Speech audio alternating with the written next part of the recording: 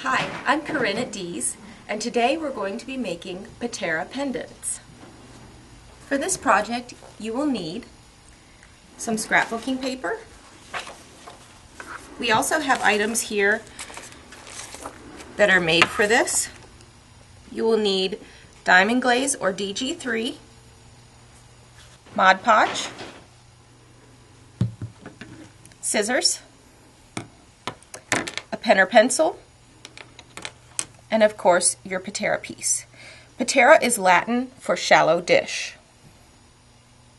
You can also use pieces like charms or little spacers to embed in your piece for embellishments. The easiest way to cut your paper is to start with a pair of transparency plastic, or in this case I'm going to use shrink plastic. Place your Patera on the plastic and use your pen to trace around it.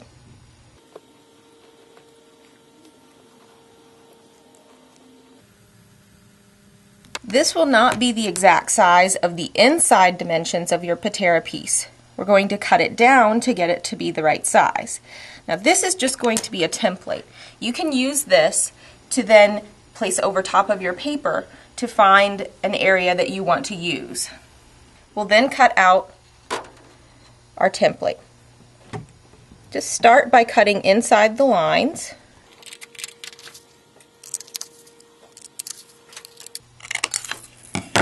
And this is probably still too large. As you can see, it is. So then we're going to cut it down some more. And then the last thing you'll need to do is slightly round your corners so that it fits nicely into the Patera. So then you'll lay your template down, find an area you like, and trace around it.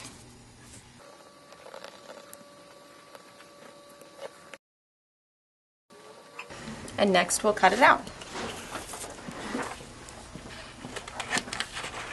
Morning.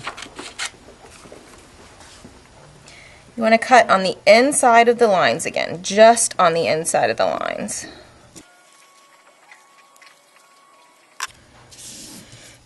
Double check, make sure it fits inside your Patera. And now we're going to glue it in. When you're making a Patera piece, you always want to make sure that you use Mod Podge to cover it. If you don't, there's a chance that the gel that goes over top of it might discolor the paper. So we're going to use our paintbrush and put a thin layer of Mod Podge in the bottom. Now on some metals, the diamond glaze or the DG3 will react and change it colors. So it's also a good idea to lightly paint the edges, the inside edges of the Patera with Mod Podge. This happens a lot with copper. So after you've got it coated,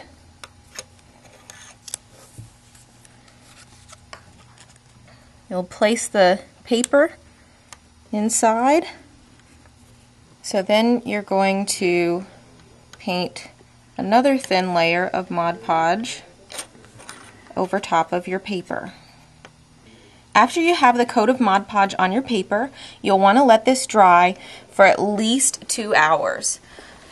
If you don't, then when you put the glaze on the Mod Podge, it will re-wet the Mod Podge and you'll get a filmy look underneath, and it might take a really long time for that film of Mod Podge to dry.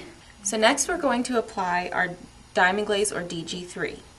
You'll always want to have a scrap piece of paper next to you so that you can start by letting a little bit of it out onto the paper, because when your diamond glaze is sitting on the shelf, all of the bubbles are going to rise to the top.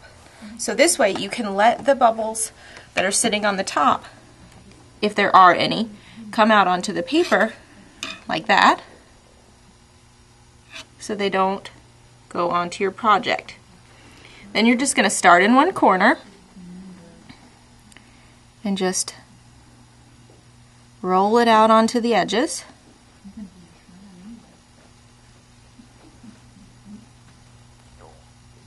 You don't really need a brush for this. And then just fill the center in. You don't want to fill it all the way up. It's actually best if you fill it about halfway or 3/4 of the way.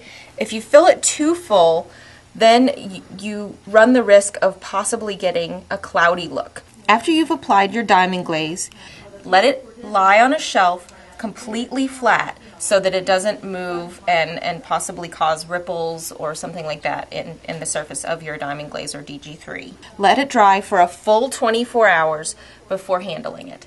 You can always go back after the full 24 hours of letting it dry and add another layer. So after it's dry, you'll want to put a bail or a jump ring on the top so that you can put it on a necklace. And if you have a double loop patera like this one, you might want to hang a decorative charm or something like that from the bottom. So to open a jump ring, you'll need 2 pairs of needle nose pliers or flat nose pliers like the ones I have here. When you're opening a jump ring, you never want to open it like this. You always want to twist it open, as I will demonstrate here. So you'll grab a hold of one side of the jump ring on one side of the split with a pair of needle nose pliers or flat nose pliers, and the other side with your other pair, and gently twist it open like so. Then simply slide it on to the patera, and then in this case I'm using a bail, so I'm going to slide that on as well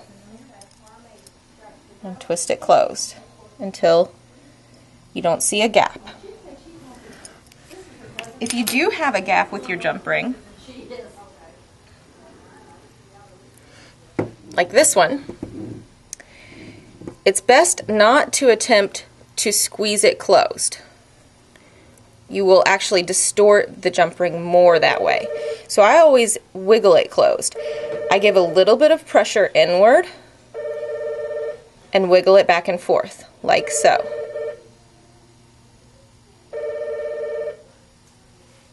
So then to add a charm to the bottom, we're going to do the same thing with a slightly larger jump ring, like so. Make sure it's going in the right direction.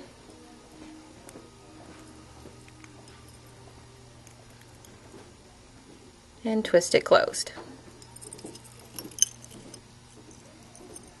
If you ever want to embed something into your Patera piece, always Mod Podge it before you place it into the diamond glaze. If you want to place something on top of the diamond glaze or DG3 after it's completely dry, you can use the same product that you used to glue it on. I'm going to put a little gem on here and just put a tiny dot of DG3